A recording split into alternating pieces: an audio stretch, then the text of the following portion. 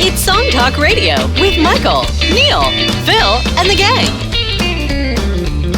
Hey there out there in podcast land, guess what? It's Song Talk Radio, and we are here to trade tips and tricks with each other so that hopefully by the end of this here episode, we all learn at least 3 new things on how to write better songs. And to take part in all of this tip trading is the usual cast of the Song Talk Radio team. Mr. Neil Modi, how you doing, Neil? I'm doing very good. Ready for some trading? Okay. And of course, on my left, Mr. Michael Proudfoot. How you doing, Michael? I'm doing quite well. Looking forward to a few tips and a better technique. That's true. But we really want to hear from you, the podcast listener or online listener. So whatever your thoughts, why don't you send us an email to feedback@songtalk.ca. What you like about the show, what you like to change, or perhaps your favorite cocktail recipe, even that. Michael gave a great one, the paper plane, I think you were calling it, Mike. Yeah. What was that again? That recipe is equal parts bourbon, Aperol, Averna, and lemon juice. It is, and it is very good. I can attest to that. And out there in podcast land, you can also send us a tweet to at Song Talk Radio, and that would just be awesome. And speaking of awesome, our guest tonight is a longtime guest here at Song Talk Radio. Not only is he an amazing person, but he also has a scary big music brain, and he often comes on to talk in depth on all things songwritery and compositionally. Hey. It is songwriter and film composer Jeff Greenway. Jeff, thanks for coming on. Hello, Jeff. Thank you for having me. It's great to be back. Jeff. See you guys again. Yeah, you too. So, Jeff, you've been you made the switch from songwriter to film composer, and just wondering, how's that journey been going? It's been really interesting and really refreshing for me. I'd been doing the singer-songwriter thing for many, many years, and although I still love playing songs, writing songs, performing, all that kind of stuff, I needed a change. I needed to get out of that and to try something different. So I've actually wanted to be a composer ever since I was like about 6. First time I saw Star Wars, first time I saw E.T., all that stuff. It just really inspired me to want to do film music, but I never thought I could do it. I had a jazz education and a pop education, and most of the film composers, they come from, long storied classical backgrounds and many, many years of study and that sort of thing. But I decided I was going to dive in, and it's been a real learning experience. And I think it probably will be till the day I die. I mean, you can learn so much about film music. It's really a little bit of everything. It's classical, it's jazz, it's pop, it's rock. Like you really have to know a little bit of almost every style of music to be a good film composer. In the past, you never dabbled in like orchestral arrangements and things like that, just as an aside? I kind of started by doing string arrangements. So I studied that a little bit when I went to Humber College, when I did the jazz program. So we did some big band arranging, we did some strings arranging. And when I did some of my recordings, actually on my, a couple of my singles that I released, I did string arrangements for those. And I did some for some other artists as well. So I kind of started with that, and I always loved strings. Like one of my favorite film composers is Ennio Morricone, who sadly passed away a couple months ago. And he did some beautiful, lush string arrangements, and that's something that I've always sort of gravitated towards. And so I kind of started with that, and I played around with that a bit, and I actually got some string players to come in and perform them, which is a real eye-opening experience. I realized that I'd written half the charts wrong. So you learn as you go along. So it kind of started with that, and I did do a little bit of electronic stuff. I dabbled in different things. I did some instrumental jazz stuff when I was at Humber. But yeah, it wasn't really until I kind of finally made the decision. It's like, okay, I'm going to do this for real. And then I just I just made the switch 100% basically. And you I actually went back to school, studied. You actually took like a university course a couple years ago, didn't you, on film music? Not university. Basically, what I did is I took a combination of courses from different places. So I did Berkeley Online, which has a wonderful film scoring program. And they actually have a whole degree you can take. What I did is I just took some of the specific film and TV writing courses. And then I also studied orchestration with the Canadian Film Centre. They had a program there with John Herberman, which was fantastic. So I kind of filled in bits and pieces as I went. I also took some other online courses with different things like mixing and mastering and other orchestration stuff. There's a lot of free videos and tutorials out there too. There's a lot of things you can actually learn about it without even having to go to school. One thing I wanted to ask Jeff is, most of our DAWs come with, some string instruments, virtual instruments, but the ones I know that the, film composers use are crazy expensive, like $20,000 type thing. Can you explain the difference between those two things?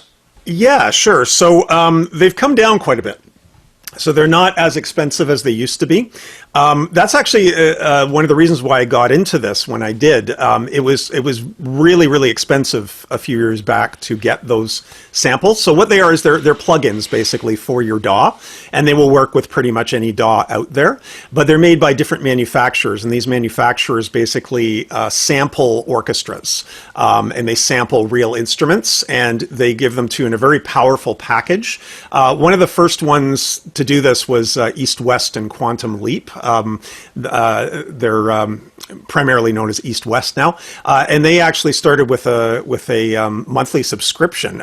Before, their packages cost like, I don't know, upwards of $20,000, $30,000 for like a good package of orchestral instruments, and now basically you can get it for about $30 a month, and you have access to all their libraries. So that was a big sort of game changer.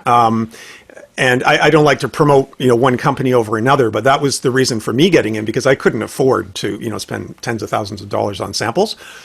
Generally, they're a lot cheaper now. Like you can get a really good sort of orchestral package for generally around, $400 to $600. They're kind of around that range now. There are some really expensive ones still out there, but they're not necessarily better just because they're more expensive.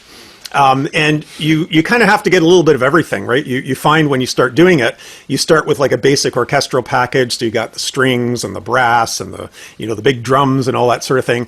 And then somebody asks you, like in this case, this film that I just finished now, they want you to do 1940s jazz. And I'm looking through all my samples, like I don't have anything for 1940s jazz. So, you got to do some research, and then sometimes you got to go out and actually buy some samples or try to find something that you can work with. And as a film composer, you get all sorts of weird requests. Somebody wants kazoo, or they want, 1930s banjo or something like that. And unless you actually have a player who can do that, you have to actually go out and get a sample library for that.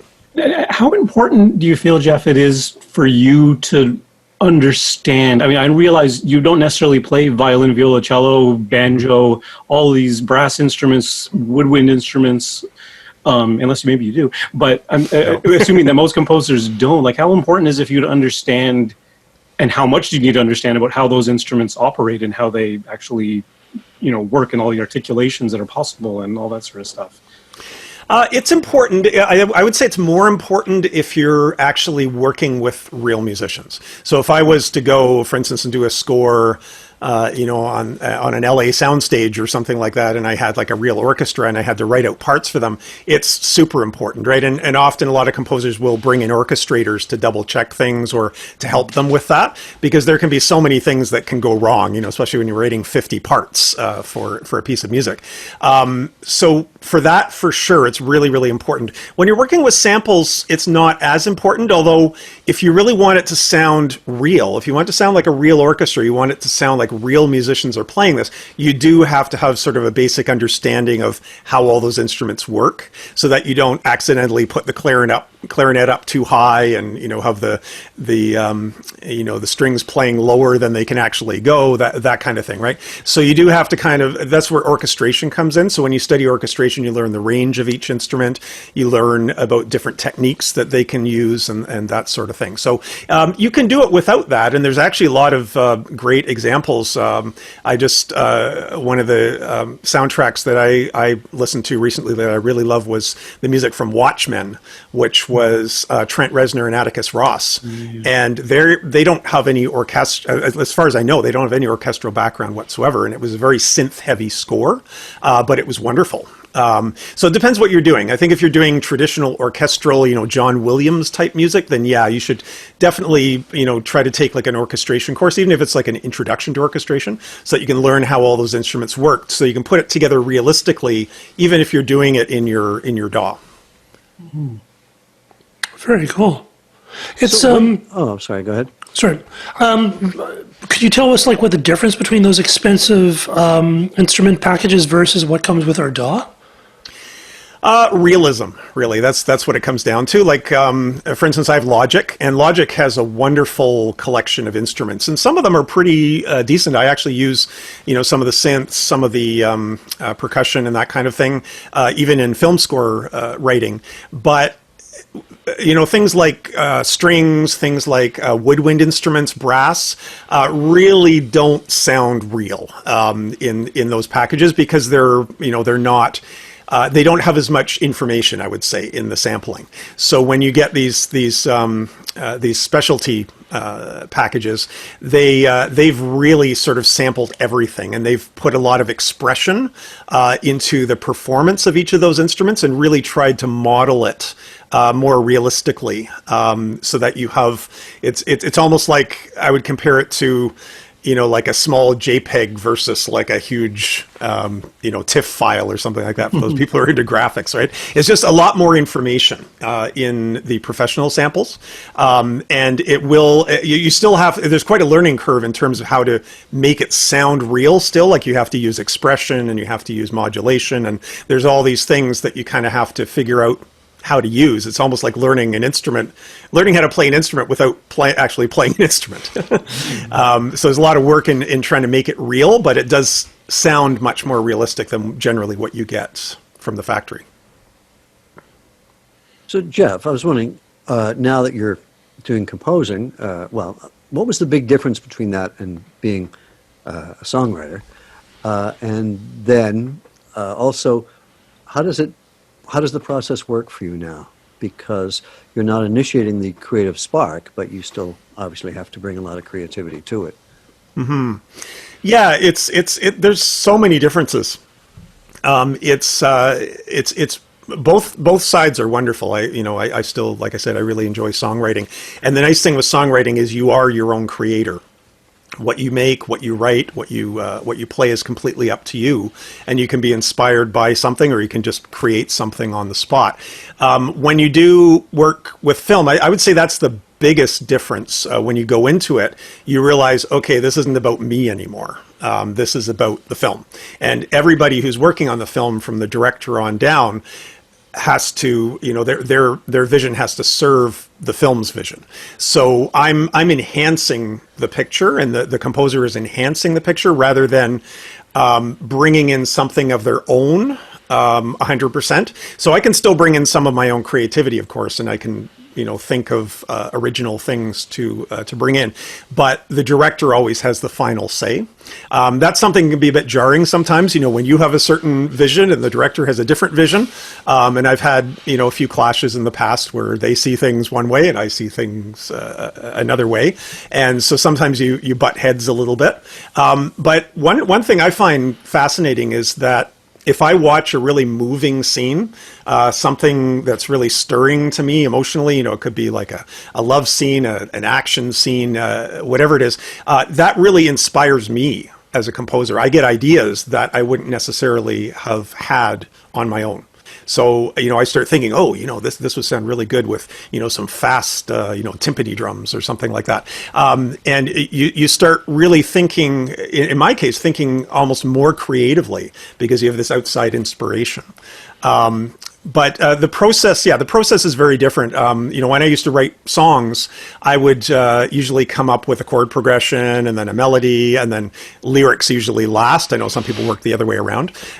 With film composition, it can start anywhere. It can start with a drum beat. It can start with a flute melody. It could start with, a violin part, and then you kind of build things around that.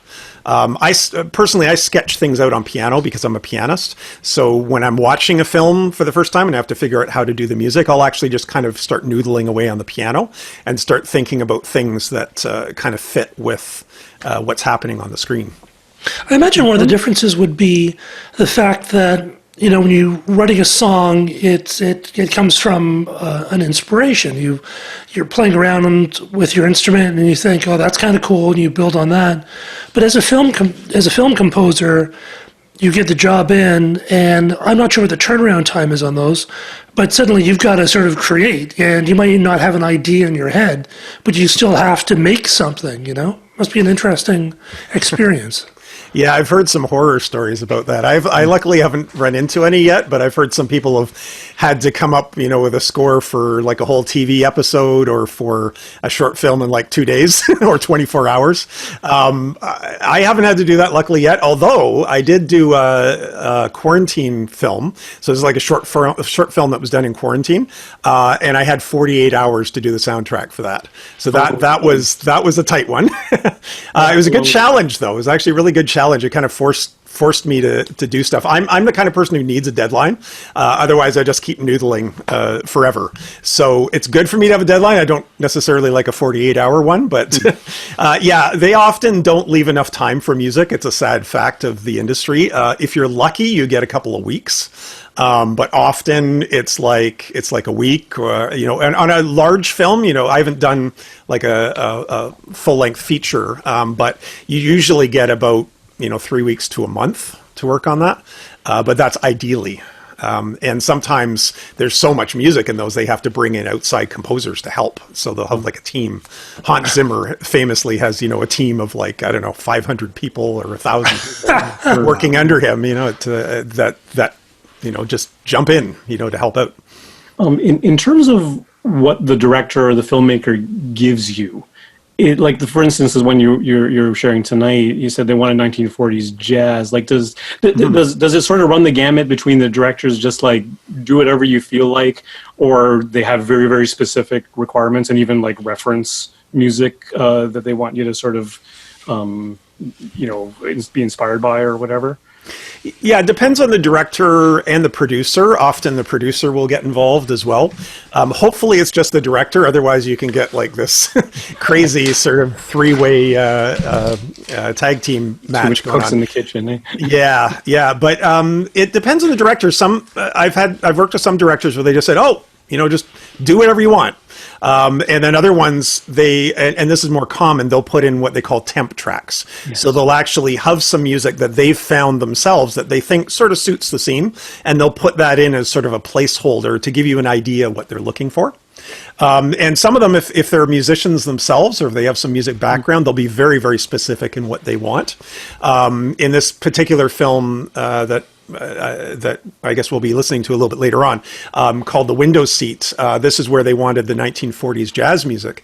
And that was very, very specific. So they actually gave me a temp track it was actually a Japanese 1940s boogie woogie piece that was playing on a record player in the scene of in this particular scene. And I was listening to it thinking, oh my God, what am I going to do? How can I do this? They had a singer too. And of course it all sounded old, it was on it was an old scratchy recording. So that was a real eye-opener for me. I had to really, really think about that to come up with some ideas. But yeah, sometimes they can be very specific about what they want, and sometimes they just say, go for it. And I'm actually, to be honest, I'm a lot more scared of the ones that say just try anything, because often you do that and then they don't like it. Yeah, that was my next question, is that the more specific they are, the more focused you can be, and the chances of them liking what you do is probably higher. Yeah. Sometimes too much freedom is a bad thing. Yeah. Jeff, do you always start with a picture, or sometimes you have to start without anything other than maybe a script or some suggestions? Or do you always have some picture lock or at least a rough cut to go by? Yeah, it depends when you come in the process. I've come into some films where they haven't finished the shooting yet, and they barely even have a rough cut. And in that case, they'll send a copy of the script, and they'll tell you all about the story and that sort of thing, and then you can start thinking of ideas at that point.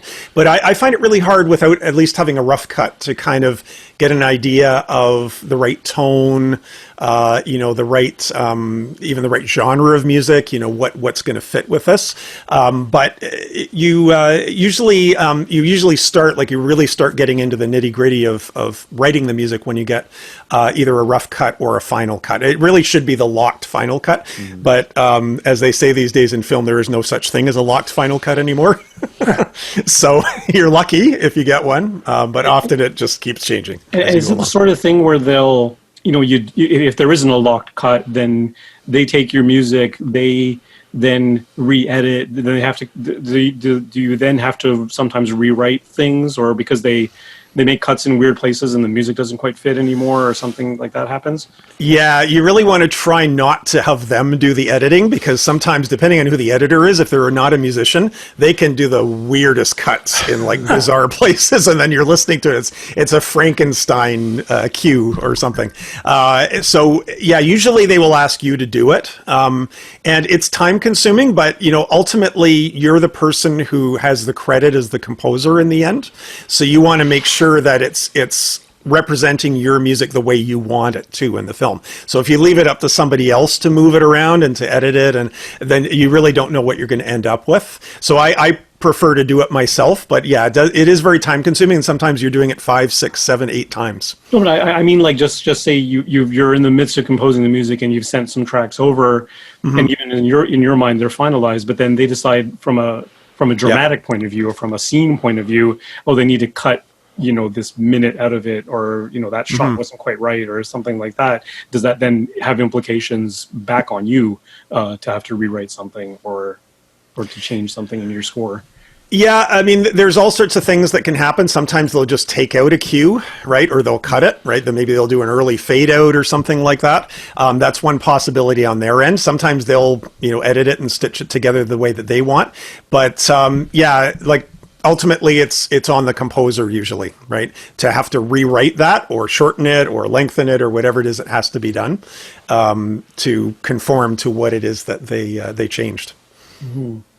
Maybe this is a bit of an odd question, but we as film watchers, and we watch content all the time, streaming and all that sort of stuff, right? We're always mm-hmm. hearing stuff with the final score.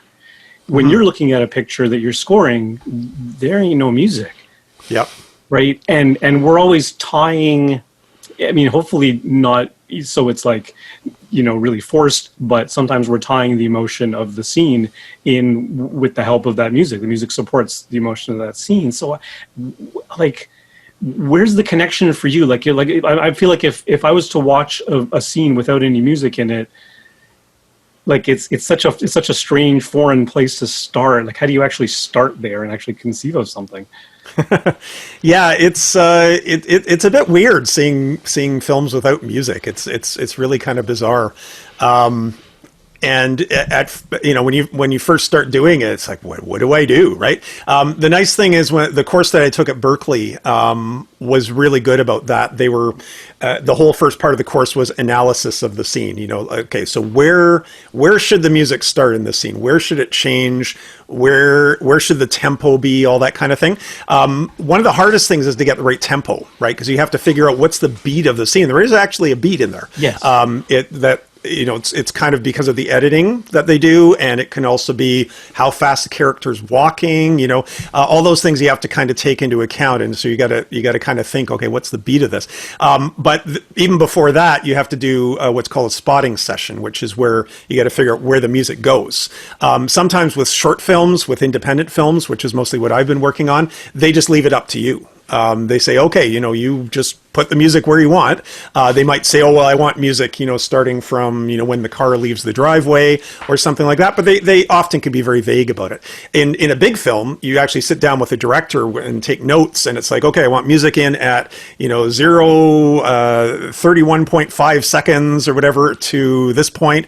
And you have all these notes, right? So, okay, this is where the music's going to start. This is where I'm out. And then you got to figure out, okay, how am I going to fit music in that part?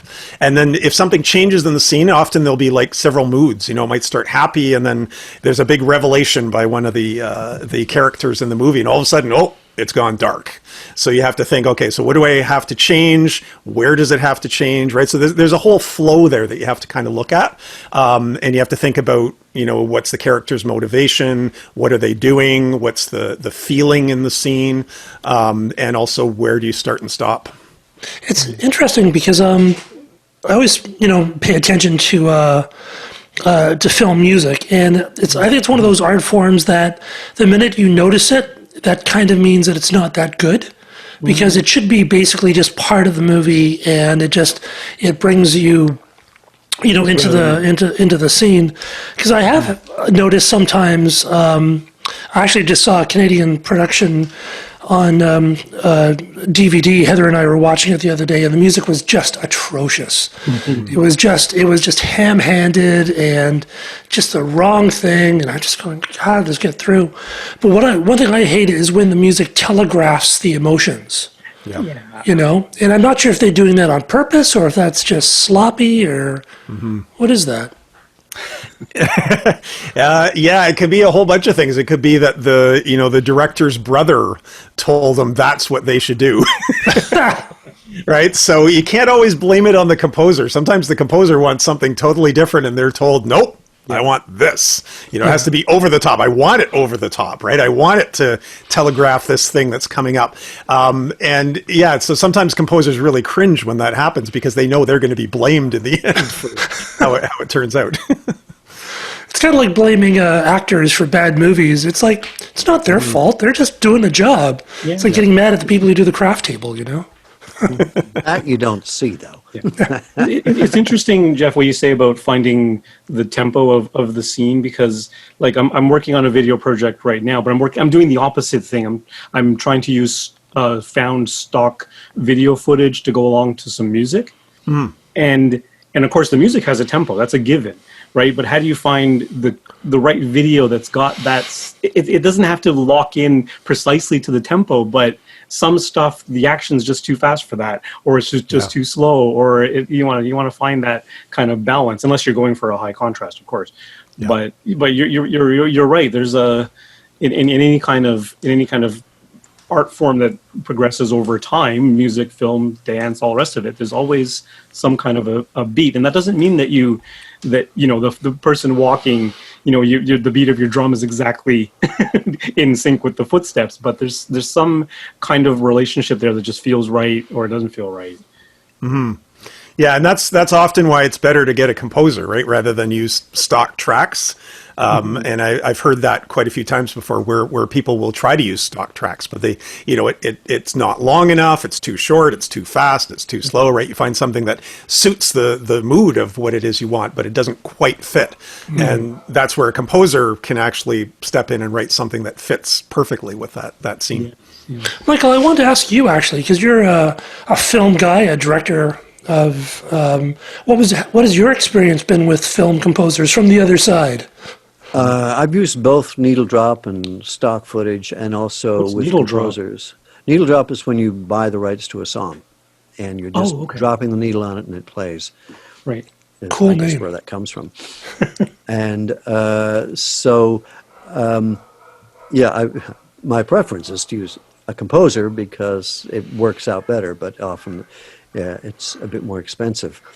But what a composer can do is kind of to what you're saying, Phil. It can put the right tone in without you noticing it. And you can underline, like, say, the actor's being too subtle when he gets the information. You can just have a little, beat or some kind of like a music moment there that you don't notice it being musical, but what you think you're seeing is you're seeing the actor's thought, but it's really done by the music. And so that kind of degree of subtlety you can never get with stock music or needle drop. And then other times you kind of want to have something familiar. You want something musical, like a great example would be Scorsese. He uses a lot of needle drop, and he uses it deliberately and really well. Like it'll be sometimes to kick off a scene, or just to underline an emotional moment. And part of that is, I think, going with the familiarity of the song in a different place. But I think it was the Godfather, and I think it's Walter Murch, and I wonder how much the editor has to do with this, where there's no music during the scenes. The music tends to come after the emotional moment of the scene is over, and it's there to give you like a beat to absorb what just happened. It's like it sort of acts as a chapter heading almost. And so the way you use music in film, very much up to the director, and I guess it's also kind of part of the style, because the John Williams style, where every emotional moment is underscored and underlined, I really hate that. I hate being led by the hand. Okay, now you're going to feel happy, now you're going to feel sad. And I remember seeing Natural Born Killers, the Oliver Stone film. Yeah. And it's very overly scored, and very underlining the emotions. And I saw it in the cinema, and there were a couple of guys there, seats away from me, who I think had gotten a little high to watch this, and they were like really just into it. And they weren't the brightest guys, and they were missing the point. And it was hilarious because the film is so obvious. Okay, this is what's happening, and they're missing that. And then sometimes they're just laughing at the sound cues when there's like a sound. They go, "Oh, that's great." So as much as you think you can, think out everything and how the audience is going to feel, you don't. Mm-mm.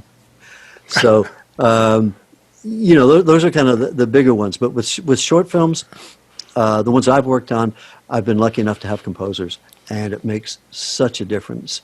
It's like the picture gets clearer.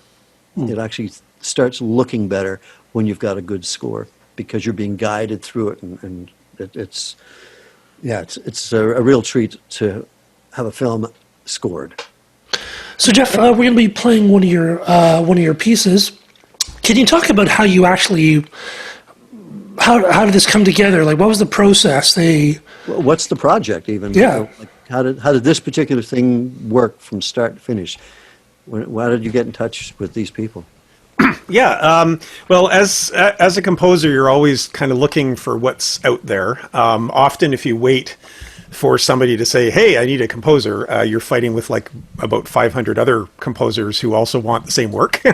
So one of the things you try to do is you try to network, you try to look around and see if somebody's working on a film and they haven't maybe gotten to the point yet where they need a composer, and you approach them. So in this case, I noticed that there was this short film being done called The Window Seat, and it's by this director out of San Diego, California. And she had posted a whole bunch of pictures, basically, of the film in development, talked about the story, and it was a very interesting story. It was it's a film about Alzheimer's. It's a short film, and it's basically about Alzheimer's and the effect of it on the person and on the person's family, on their memories, all that kind of thing. And I found it really interesting myself, like that kind of drew me in because my grandparents suffered from dementia. And although it wasn't quite Alzheimer's, it was very similar. And so I approached her and I talked to her about it. We just got into a conversation and I said, "Hey, if you're interested, I'd like to do the score for it." So we got into a conversation. She sent me the script.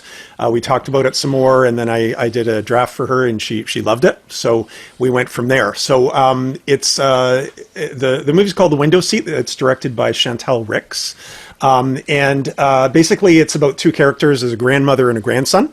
They live in the same house, and the grandmother has Alzheimer's, and so she's constantly sort of living out her memories. She's remembering her past. She's remembering her husband, who's passed away. The whole 1940s boogie woogie and all that kind of stuff comes from the fact that that's what she listens to. So in two of the scenes, she's listening to a record player, and the music, we call it source music when it's playing from a source in the film, so like a TV or a record player or something like that. So I wrote a couple of pieces that were sort of coming out of the record player on as if they're playing on vinyl as 1940s pieces. And then this particular cue that I think that you guys are going to play is not set in the past, right? So she's not imagining these memories from her past. What's happened is she's disappeared, and the grandson is trying to find her. And he's going through pictures. He starts by going through pictures and trying to look for clues as to where she might have gone. And then he realizes, she's said something to him before that makes him think that, okay, maybe she's gone to the train station and she's trying to go back to wherever she imagines her home is from her memories and that sort of thing. This particular music starts with the picture scene. It's kind of like a three-part cue. So basically, it's going from this sort of sentimental scene where he's looking at all these pictures of his grandmother and her history, and then all of a sudden he realizes where she's gone, and then it's the trip to the train station, which is where she is, and so it's kind of like a travel cue almost. But it's also a very surreal scene. They've actually got pictures sort of floating through the air on this car trip. So I had to come up with something that sort of represented movement and travel, but also sort of this sort of fantastical kind of scene. And then he gets to the train station and he has to search for his grandmother. And then it's a bit more of a panicked kind of scene. So there's a bit more of an action sort of suspense type cue. In the end, he finds her, but she doesn't recognize him, which is kind of sad. So she thinks she's actually being attacked by a stranger. In the end, everything's all good. They sort of make up again, and they sort of find each other. It's actually a very nice ending to the movie. But that's sort of the scene that I wrote this music for. When you listen to it, you can kind of picture what's happening there. There's sort of like three distinct parts to it. So does your cue end with the resolution, or end with she thinks she's being attacked by somebody? Is that the end? It ends sort of with where she thinks she's being attacked. So it's a bit more of a dramatic ending because there's a separate cue that comes after that. Yeah, that's later on in the film, right? Mm-hmm. Okay, let's take a listen. What's the title of this one? It's called Pictures.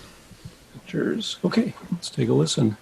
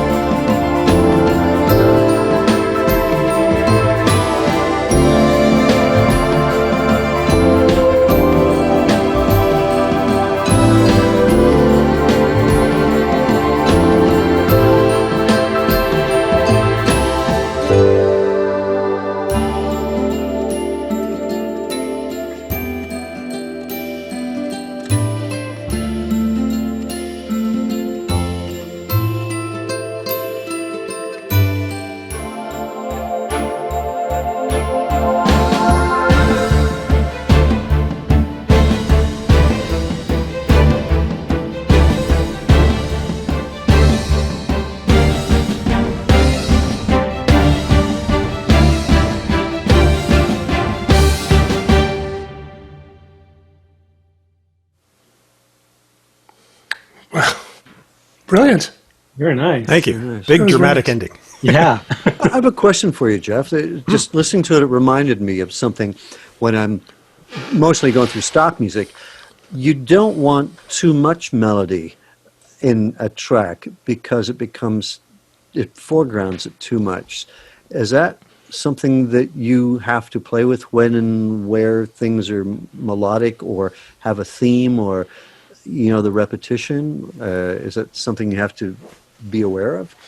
Yeah, for sure. And if these were under dialogue, there would be a lot less melody. This particular cue is all silent, so there's no dialogue whatsoever. So I have a little bit more leeway with that, so that's why there's a little bit more melody in this. And I tried to there's certain themes that sort of recur through the movie, so that one little melody that you kind of hear on the violin, this kind of thing, kind of starts off in the picture section, and then it's sort of carried over into the violin in the car trip. And it also comes back again at the end of the movie. But I do try to keep it simple, and you don't want something that's sort of overblown, right? It has to fit the scene as well, right? So I'm trying to keep it as sort of I guess as open as possible, right? That's why a lot of it actually doesn't have melody. It's more sort of chordal. It's more more harmony with a little bit of melody here and there. And that's certainly, is that something that they refer to as, what do they call it, underscoring, when it's underneath dialogue and stuff like that? Is that what they call it? Yeah. And then, so if it's not underneath dialogue, what's it called? Scoring? Score? Because it's not under anymore. It's the overscore. Do you find that that's a thing, like, as the years go on? Like, if you compare Hans Zimmer to John Williams, Hans Zimmer, younger, more modern composer, generally speaking, he's a lot less melodic than John Williams. John Williams was all about those catchy, poppy, in-your-face melodies. Hans Zimmer's about the boom and the bang and the chordal stuff more so. Do you find is that the way kind of things are moving these days?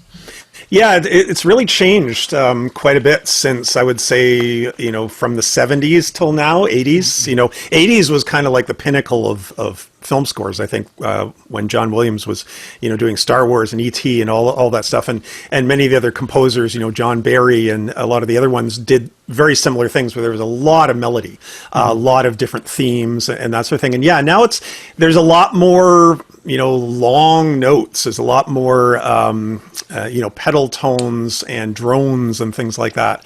And there still is melody. And I think that it's sort of taken a bit of a back seat now. You don't see as much melody, and a lot of the melodies are almost interchangeable. You look at a lot of the superhero movies and that sort of thing. It's like you could almost slap one score on a different film, which I don't like so much, but I'm sort of in between myself. Like, I love John Williams, but I would never write like John Williams, and I couldn't even if I tried.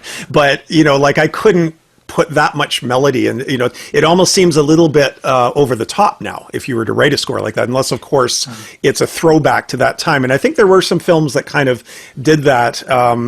What was that film? Not The Flash. It was a superhero film where they did an almost John Williams type score. Shazam had an almost John Williams type score, and they wanted that specifically for that film to kind of make it a throwback to like those 80s movies. Yeah. You really got to be a bit of a chameleon, don't you? Or like almost like a method actor in some senses. Like, if whatever they want, you got to deliver. And like, how much like I know when I've, as a songwriter, or if I've tried to write, an opera piece or like a classical music or a hip hop song or something like that, it always kind of ends up sounding like me. Like, how much of you is in there, and how much are you able to divorce what you're composing from what you would naturally do, I guess, is the question. Yeah, it's kind of tricky because as they say in the business, if you give one scene to 10 composers, you end up with 10 totally different cues, 10 totally different scores, because everybody's coming from a different place. My music is going to sound quite different than another composer's, especially if they have more of a classical background than I do. I always have sort of a little bit of an element of pop and jazz in the music that I write. Even if I try to write it orchestrally, it doesn't come out sounding the same as somebody, who's maybe studied classical for many, many years, right? It's quite different. But the interesting thing is, it's every film I've done has been totally different. I've done a horror film, I've done an sort of nature documentary, I've done an action piece. In every single film, I've learned something. So I've had to put myself in somebody else's shoes. In this case, I had to learn all about 1940s jazz. I had to do some research and listen to lots of music and figure out, okay, what kind of instruments are going to be in this, right? And then, for instance, you got to look at the difference between 1940s jazz and 1960s jazz, or even 1920s jazz, because it's different instruments, it's different groupings. They played things slightly differently. Is it New Orleans? Is it New York? Harmony. Mm-hmm. Yeah. Lots of different things. So there's a lot of research actually involved in being a composer. When you get something thrown at you like that, you have to sort of immerse yourself in it. Like you say, like being a method actor. It's almost like being a method composer. That's brilliant. So, Jeff, what's coming up for you these days? Right now, I'm working on a theme for an independent. It's kind of like a horror / grindhouse film, which is quite different from anything I've done. It's actually a song, a theme song, as opposed to a score. So that's something very different that I'm kind of working on right now. Other than that, I don't have anything else coming up at the present time. I'm always looking for stuff. And I'm always, doing samples, trying different styles and just writing stuff myself to just practice and to try different things. That is so brilliant, because I think I hear the band, and that means that's all the time we have tonight on Song Talk Radio. Special thanks to Jeff Greenway for stopping by with your big music brain. Jeff, Thanks, Jeff. Very informative. Jeff, how do people get more of your stuff? The website would be best. It's jeffallengreenway.com. Fantastic. How many L's in Allen? ALAN, only one L. Thank you. All right. And don't forget, all you podcast listeners, we want to hear from you. So send us your comments on Twitter, Facebook, or Instagram at Song Talk Radio, or send us an email at feedback@songtalk.ca. Also, be sure to check out the YouTube channel for live performances, videos, and now actually full episodes just like this. Pictures of us in boxes. That's true. Now that we're all virtual-like. Subscribe today to the Song Talk Radio podcast on the favorite podcast provider. And don't forget to sign up for our free newsletter at the site songtalk.ca today. You can find links to all the products, books, and web services we mentioned here on Song Talk Radio on the resources page. And wherever you are in this world, why don't you stop by the next Song Talk meetup on Monday, August 24th from 7 to 10 p.m. on Zoom, Toronto time. It's free to join on meetup.com, free to attend the meetup. Stop by the site to find a link for that as well. Also, a big thank you to Vanessa Vreeland for all her help behind the scenes, and most of all, we'd like to thank you, the home listener. You can follow Neil at neilmodi.com. And how about Michael? How can people get in touch with you? On Instagram, Proudfoot420. You can follow me at the Phil Emery on Twitter. And Jeff, do you have any other social media channels? Yep, I'm on Facebook at Jeff Allen Greenway Music, as well as YouTube, again, Jeff Allen Greenway, and Instagram at Jeff Greenway. Fantastic. And stop by the website at songtalk.ca to browse past shows and find out how you could be a guest just like Jeff. Stay safe, everyone, and keep on writing. Good night. So long. Peace. Right.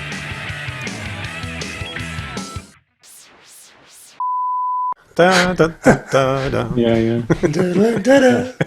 That was a great show, Jeff. It was so fascinating. Thank you. Well, thanks for having me. I really appreciate it. It's always fun for me to. I enjoy doing this. Yeah.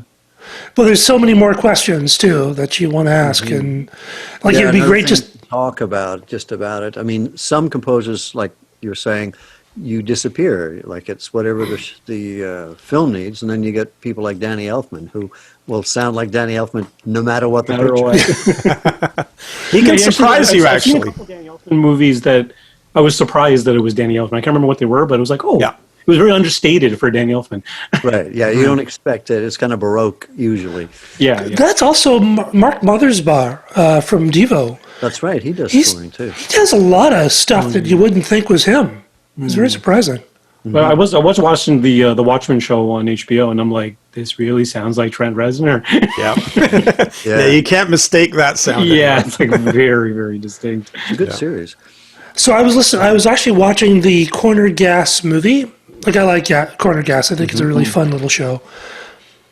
And the movie is fine. It's not the best, but it's fine. It's entertaining. But the music is just terrible. It is so ham-fisted. Thing? That's too bad. It is just so ham-fisted. On purpose. I mean, No, it wasn't actually. On purpose. No, it wasn't. It wasn't because it was just kind of embarrassing. It wasn't actually funny. So. And, Yeah, it's bad when it's unintentionally funny and it's a comedy. yeah, you're like, it's just not good. But it's a tough thing, It's Oh wow! It was Craig. It was Blair's good friend Craig Northleaf from from the odds. Oh, the music. I love the odds. Yeah, So do I. That's Yeah. great. yeah. It was just this. But not everyone can do soundtracks and scoring. Yeah, it's true. And also, I think maybe it was, mixed too well. I think it was like a lot of the wrong pieces were chosen, like the wrong tone for the scene, and it was awkward and weird. Right. Because apparently the odds did, or he did. Hang on a second. Yeah, the odds did the theme to Corner Which is Gas. great. It's a great song. Ah, that makes sense. Yeah. All right. All right. So this horror grindhouse thing. You're writing the song. Are you singing? Are you singing it? You're performing it as well? Or you're writing the song and handing it off? No, it's an instrumental rock song, basically. Yeah, so they wanted something with no vocals, something that's kind of dark. It's almost coming across right now as sort of like a Metallica, what? Kind of a corn thing. Using the devil's chord. Yeah, it's dark. Devil's interval. Dark. Yeah, it was basically two notes. The whole thing's like two notes. But is it a diminished interval? That's the question. No, it isn't actually. I didn't want that quite that dark. Okay. But it's got like a descending bass line. It's like that kind of thing. And it's just very dark, Old-time lots rock and of roll. low, heavy roll with a bit drums of- and stuff. So cool. Do you like if say you're doing a horror film? Do you go listen to a bunch of watch horror movies and with an ear to the music, or do you? Yeah. If they give me samples of sort of what it is they're looking for, I definitely go and research that. And often they put in like a temp track of something that they like.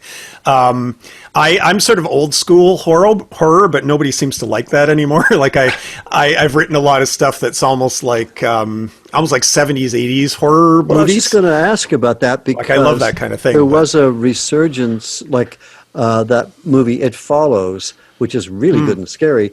And they did this, like it was a throwback to horror films of like the late 70s, 80s, where they had that really synthy score. Oh yeah. And it was, like John Carpenter, would score his own movies, and it had that kind of vibe to it. And so that caught on, and there's a bunch of horror movies now that have like 80s synth scores to them. Yeah, well, the one that Stranger I did, Things. yeah, Stranger Things, I exactly. think, sort of, I don't know, I started it, but yeah.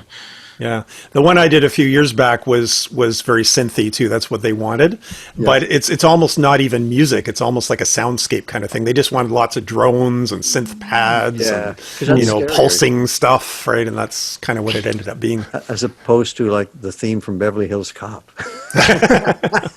Yeah, That was such an intrusive, like that. I forget the guy's name, but like he actually charted. Like he would have like movie soundtracks, and the theme of the song of the movie would chart. Yeah, it was a pop hit.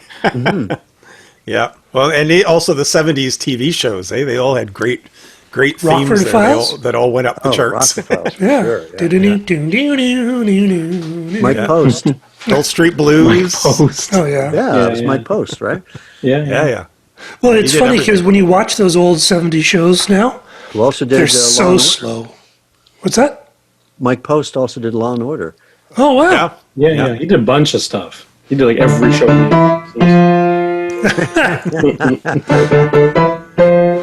My favorite show of all time is Community, where they actually brought in the production company that did Law and Order. And they did a Law and Order version in Community, and it's like my two favorite shows got together and had a baby, and it's just Oh, brilliant. that's great. Matchup. Because they actually had the production, so it looks like it's not like Community had a look, but it actually looked like it was a Law and Order show. Wow. It's just That's fabulous. hilarious. Idea. Did you guys see the 80s Simpsons intro? No, The flying no. couch?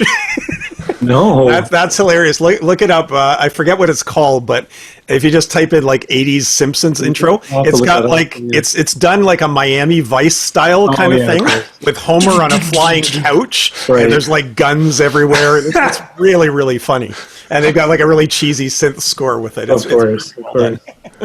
Well, that's the problem with using synths is that they can sound dated, and I think that's always a challenge. Mm-hmm. You know. Or futuristic. Look at Blade Runner, right? That's all. Yeah, it's true. Oh, All sense the stuff. Blade Runner and the sequel does a really good job of updating the Vangelis sound. Yeah, I thought they did a really good job. Yeah, that was Hans Zimmer Really? Oh, wow. Yeah, for the for the sequel. Yeah. I think him and somebody else. I'm not sure who else was involved in that, but Oh yeah, I'm checking out the Simpsons thing now here. you got it. Lazy Rider. Yeah. Yeah, All right. and Homer Simpson's all buff. You know, he's got. Oh, yeah. the Of muscle. course. Yeah. All right, everyone. Thanks so much. It was All right. a Guys, thanks for great show. playing. Really appreciate it, Jeff. Thank you so much for having me. It was great Yeah. chatting with you guys. Yeah. We always want you back. Doing it. All right. Thank All you. right. Have a All great right, week, you guys. Take care. All right, take care.